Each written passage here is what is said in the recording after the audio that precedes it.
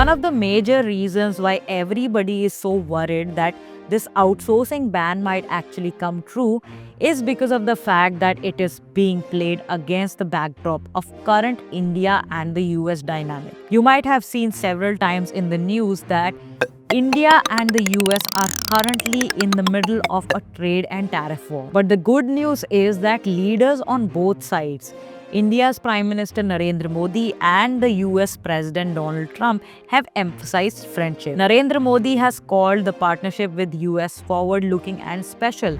Donald Trump, on the other hand, said that he will always be friends with Modi. And there is a reason for all this diplomacy and politics. The United States needs India as a counterweight to China. India, on the other hand, needs United States investments and access to its market. So even when there are tensions over trade, the overall strategic partnership is too sacred to be fractured. That's why a total outsourcing ban looks very unlikely, especially in the case of India and the US, wherein the strategic partnership is strong and the bilateral trades have been ever growing.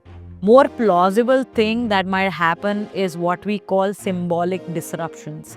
You might have some tariffs here, some executive orders there. Things might look difficult, it may make headlines, people might be worried, but everything will be too insignificant to make any economic impact.